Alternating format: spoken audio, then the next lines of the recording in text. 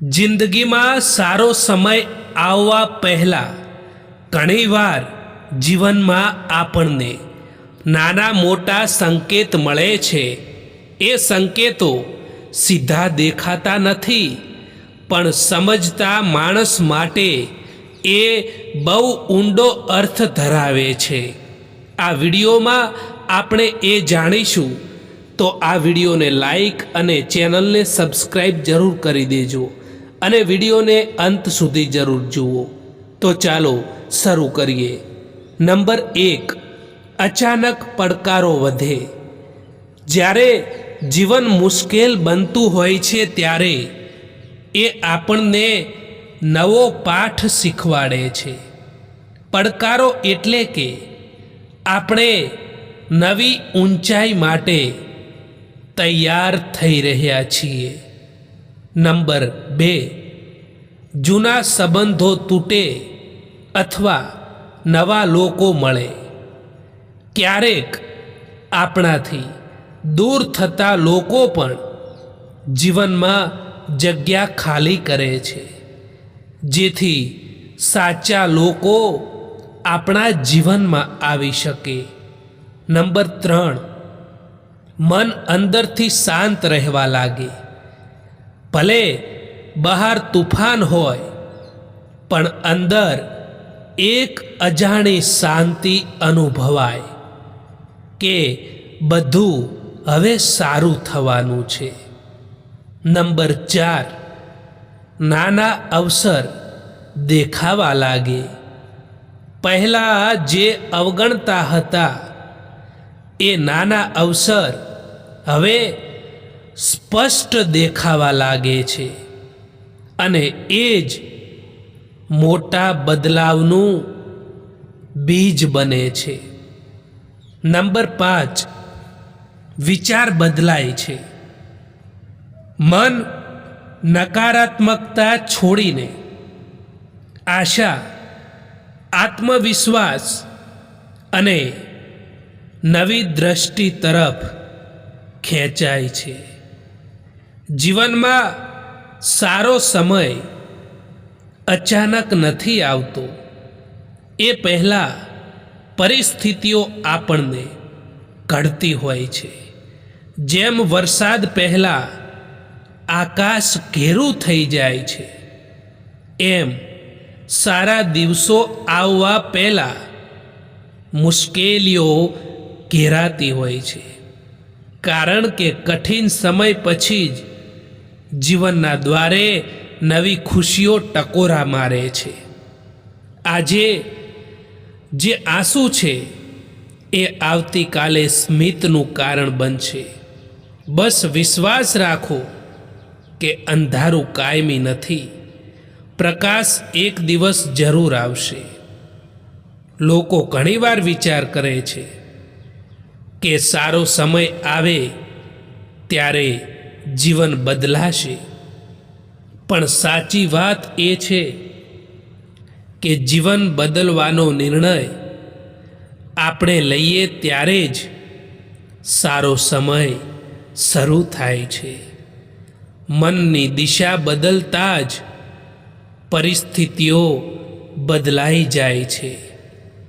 અંધારામાં દીવો વધારે તેજસ્વી લાગે છે, તેમ મુશ્કેલીના સમયમાં આપણી હિંમત અને આશા જ સૌથી મોટી આપણી શક્તિ છે. ક્યારેય હાલતને દોષ ન આપો, કારણ કે એ જ હાલત તમારું ભવિષ્ય ઉજ્જવળ બનાવવા માટે તમને ઘડી રહી છે. દોસ્તો, જીવનમાં હંમેશા પોતાની જાત ઉપર વિશ્વાસ રાખો, પોતાની જાત ઉપર ભરોસો રાખો અને જીવનમાં આગળ વધો. કારણ કે અહીં તો લોકો તમારી ઈર્ષ્યા પણ કરશે. તમને આગળ વધતા અટકાવવાની કોશિશ પણ કરશે. દોસ્તો, જો તમે મહેનત કરતા હશો ને ત્યારે તમારી મજાક પણ ઉડાવશે. પરંતુ જો તમને તમારી મહેનત ઉપર વિશ્વાસ હશે તો તમે જીવનમાં બધું જ પ્રાપ્ત કરી શકો છો. માણસ કદાચ બધે જ જીતી જાય છે, પરંતુ જ્યાં તેણે લાગણી અને વિશ્વાસ રાખ્યો હોય અને એ જ્યારે તૂટી જાય ત્યારે એ માણસ ચોક્કસ હારી જાય છે. એક સમય પછી તમને પણ અહેસાસ થઈ જાય છે કે કેટલાક લોકોને ખોઈ દેવા એ પણ ઘણું બધું મેળવી દેવા સમાન હોય છે. કોઈના માટે સમર્પણ કરવું એ મુશ્કેલ નથી હોતું, પરંતુ મુશ્કેલ તો એ હોય છે કે એ વ્યક્તિને શોધવો જે તમારા સમર્પણની કદર કરી શકે. બીજાની ભૂલો બધાને દેખાય છે. વાત જ્યારે પોતાના પર આવે છે ત્યારે લોકો આંધળા બની જતા હોય છે. થોડી ધીરજ રાખો દોસ્તો, કારણ કે દરેક દુઃખની પાછળ સુખ જરૂર આવે છે. ખરા સમયે બારણા બંધ જોયા છે, એવા પણ કંઈક સંબંધ જોયા છે. નિભાવી જાય છે વખત આવે સાથ, એવા પણ માણસ અકબંધ જોયા છે. જિંદગીમાં જો કોઈ સાચો રસ્તો બતાવવા વાળું હોય તો એ છે ખુદનો અનુભવ. જ્યારે કોઈ બીજાની જિંદગીમાં તમારી જગ્યાએ કોઈ બીજું આવી જાય તો તમારે પાછળ હટવું જ બહેતર હોય છે. અહીં તમને સમજવા વાળું કોઈ નહીં મળે. જે પણ મળશે એ તમને સમજાવવા વાળું જ મળશે. ક્યારેક ક્યારેક એવો પણ સમય આવે છે જ્યારે ચૂપ રહેવું જ સારું લાગે છે. તમે આજ શું કરો છો એ જ નક્કી કરશે કે આવતીકાલે તમે ક્યાં પહોંચી શકો છો. આજનો સમય વેડફશો તો આવતીકાલનું સપનું પણ હાથથી છૂટી જશે. તમે જ્યાં સુધી પ્રયત્ન કરશો નહીં ત્યાં સુધી ક્યાંય પણ પહોંચશો પણ નહીં. પ્રયત્ન જ એ નાવ છે જે તમને સપનાની તટ પર લઈ જશે. ધરતી પર મોસમમાં બદલાવ આવે છે, એવી જ રીતે જીવનમાં પણ સુખ અને દુઃખ આવ્યા કરે છે. એટલા માટે ક્યારેય પણ ચિંતા ના કરો, ક્યારેય પોતાના પર અભિમાન ના કરતા સાહેબ.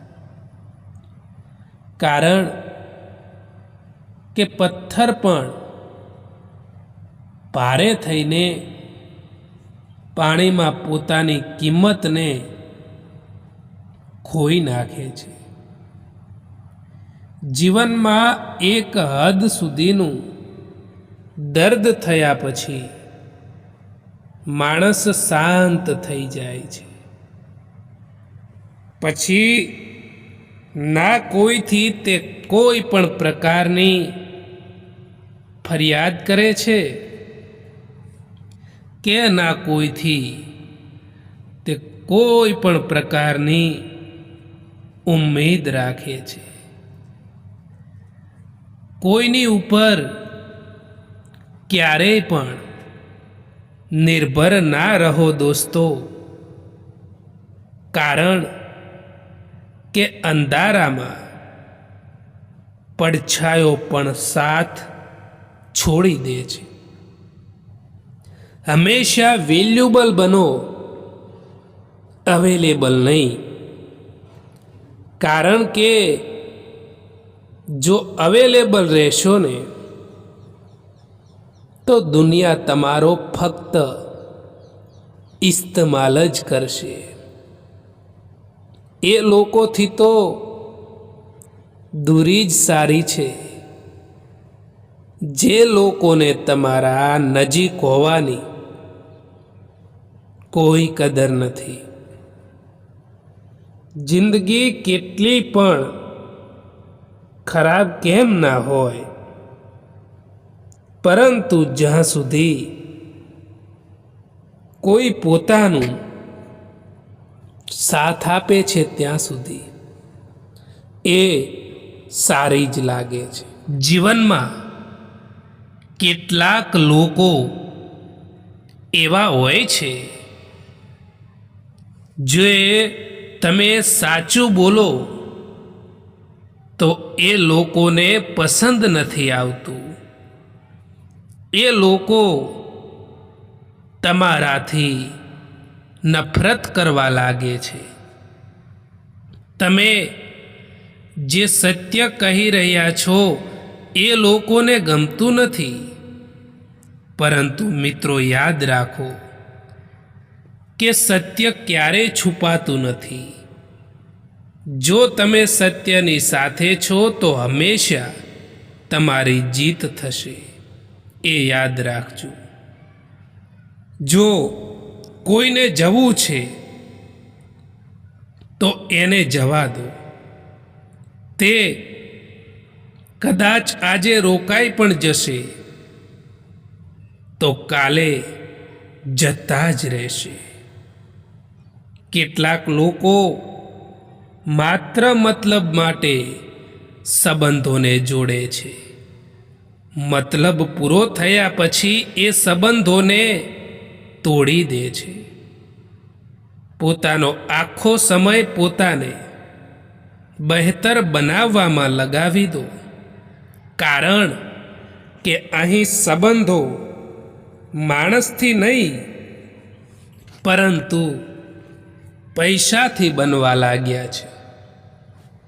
દરેક કોઈ ઈચ્છે છે કે લોકો તેમની ભાવનાઓને સમજે, પરંતુ એ કોશિશ નથી કરતા કે તે બીજાઓની ભાવનાઓને પણ સમજી શકે.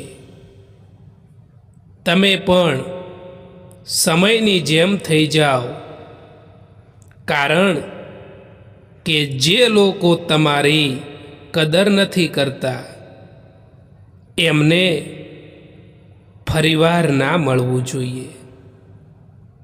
કેટલાક લોકો આપણા એટલા શુભચિંતકો હોય છે કે આપણું શુભ થતું જોઈને પણ ચિંતા કરતા હોય છે.